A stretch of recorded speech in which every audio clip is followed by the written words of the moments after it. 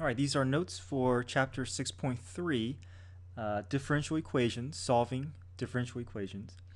Now, we've seen differential equations. Remember, differential equations are simply equations that have a derivative in it, like a dy dx equals 3x, or y prime equals 4x. So we've seen differential equations. It's just some equation that has a derivative in it.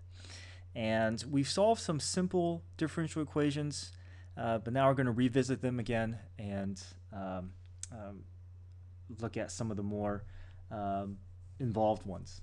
Okay, so just to review, we have to be able to separate the variables. That's usually the first step. We want to rearrange the equation with y and dy on the right side. Sorry, y and dy on the left, and the x's and dx's on the right side of the equation. So let's look at example 1. We have dy over dx is equal to 2x over y. And if we see a y prime, we want to convert it to be representative of the two variables that we see. So this is already in the form of dy over dx, so we leave that alone. Equals 2x over y. We separate the variables. Let's get the y's on the left, the x's on the right. So y times dy is equal to 2x dx. Now, when we solve these differential equations, we're trying to get rid of the derivatives and solve the equation for y. So what that means is we're going to have to take the antiderivative to get this get the differential to disappear. So we separate the variables. Y dy equals 2x dx. We take the indefinite integral of both sides. Integral of y dy is equal to integral of 2x dx. We can apply power rule on both sides. Y becomes y squared over 2. And on the other side, 2x becomes 2x squared over 2. And we have a plus c. Now, we're only going to need to write the plus c once on the right side of the equation. So even though technically the left side also produces a plus c because that's an indefinite integral, we could bring the c over here and combine it with this c here. So we only, even if there is a constant here, we can just move that constant to the other side and just combine it with this representation of a constant. So now what we can do is we can clean up the left side a little bit more, multiply everything through by 2, so we get y squared is equal to 2x squared plus c. So the 2's will cancel out with the denominator, and the 2 multiplies with the c. So technically it's 2c, but we can just leave it as a plus c to represent, because 2c will still result in a constant. Okay. Let's look at example 2. We have dy over dx is equal to x times 1 plus y. Let's separate the variables. Y is on the left, x is on the right. So what we can do is we can divide both sides by 1 plus y and then move the dx to the right side, leaving us with dy over 1 plus y is equal to the integral equal to x dx. Okay. Once we separate the variables, we're going to take the indefinite integral, and let's see which method we can use to find the integral here.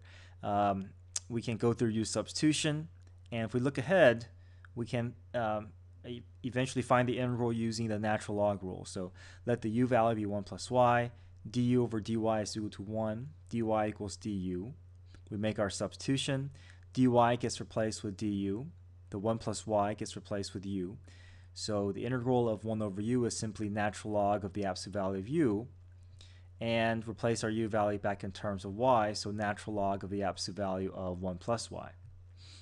On the right side, we have integral of x. Using power rule, we can convert that to be x squared over 2 plus c. So we have the natural log of the absolute value of 1 plus y is equal to x squared over 2 plus c. We want to solve for y, but this y is stuck inside this natural log function.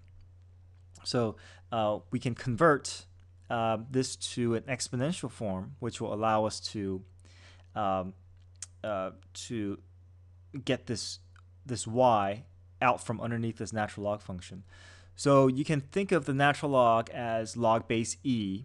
Log base e of 1 plus y is equal to x squared over 2 plus c, converted to exponential form. So e raised to the x squared over 2 plus c is equal to 1 plus y.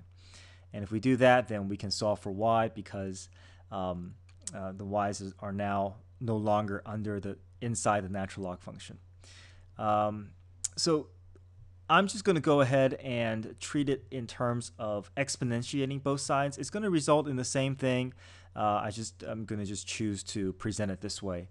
Now, natural log function, ln of x and e to the x are inverse functions of each other. So I can exponentiate both sides, raise both sides with a base of e. So as long as I do the same thing to both sides of the equation, I'm maintaining balance. But e to the natural log, this will cancel out to leave me with just the value here, 1 plus y. And the right side will leave me with e to the x squared over 2 plus c. So it's the same result. I'm just choosing to present it in this form. Okay. Now we're trying to solve for y, but let's clean up the right side here. And I want to remind us about exponential property. A to the m times a to the n is equal to a to the m plus n. Okay. In other words, if I'm multiplying like bases, I'm adding exponents. Now, the other way also works if we want to split up into individual terms. So I can think of e to the x squared over 2 plus e to the c. I can think of it as splitting up into two separate terms as e to the x squared over 2 times e to the c. Okay, we're just using the exponential property but going backwards here. And the reason why we want to do that is because we can simplify it that way. E to the x squared over 2 times e to the c. Now e is just a base it's a value that's 2.72. So it's 2.72 raised to a constant. That will still leave you with a constant. So we can think of the e to the c as just a constant, as a c value.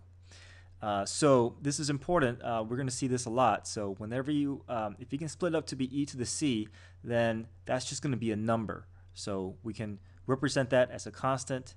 And the way that we usually write it is if we have e to the x squared over 2 times c, then the same thing as pulling the c as a coefficient as c times e to the x squared over 2. And finally, we can subtract 1 from both sides, and we have y is equal to ce to the x squared over 2 minus 1. Okay.